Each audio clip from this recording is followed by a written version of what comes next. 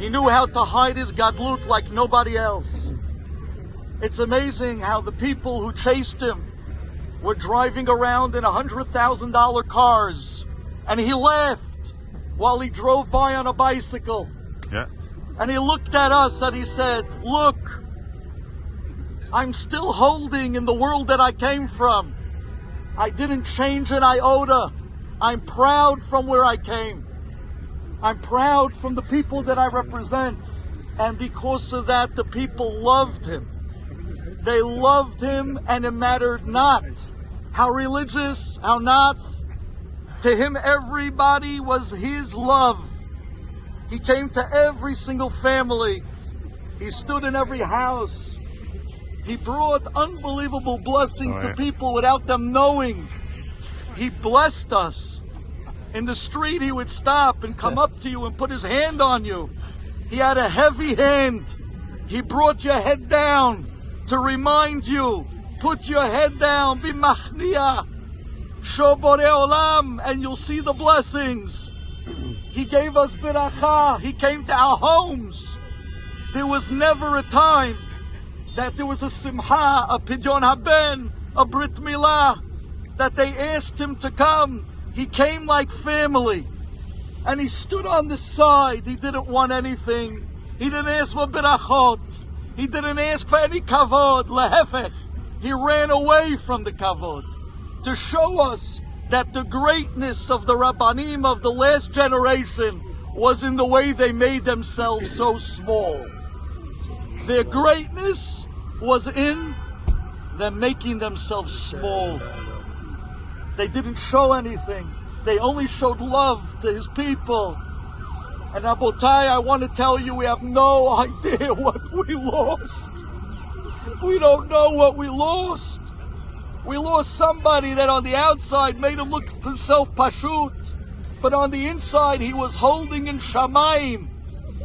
I cannot tell you stories of myself, and how many people came to Chacham Elie with troubles, with problems, and he gave them such unbelievable advice and berachot that the only way he was able to come up with such berachot and such advice is only if he was holding on such high levels.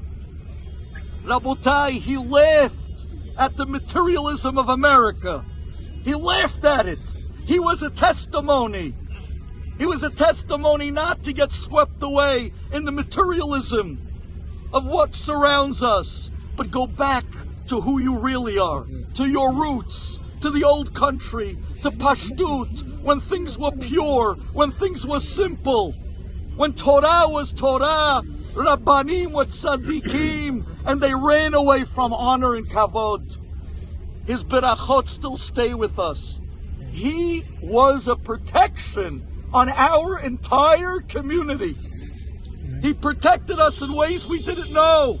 He brought tikkunim to so many people without them even realizing it. They came to the house. He smiled, sat by your table as if he was joking around with the family members. Meanwhile, his lips were always moving. He was saying constantly, Tehillim, constantly saying Zohar, constantly saying unbelievable things, bringing tikkunim to people without them even knowing what he was doing, all in Pashtut. And because of that, this is the opportunity right now, not only to thank him, but to ask him for the mehillah that we did not properly respect the gadlut of who he really was. And you only find out who a person this great is only when you lose him. It's only now the stories are going to come out. It's only now that we're going to find out who the real Chacham Elie was, and how he was the bridge and the legacy, the Chacham Nisim Dibbo, and that incredible world that we lost out. He was the last bridge to the roots of what made us who we are. And we lost that bridge. Hashem should help us that he now goes up and becomes a part of the army in Shamayim to be able to continue to serve the community from above, and specifically to serve our people, because Yitomim ha'inu ve'en av. We lost a father, Rabotai. I don't think you realize what we lost. We should be zocheh that he should now be able to do in Shamayim what he did for the community down here, to continue to be Melis Yosher, continue to have Tikkunim and Shmirah, and be zocheh finally to Geula Krova. Amen. Amen.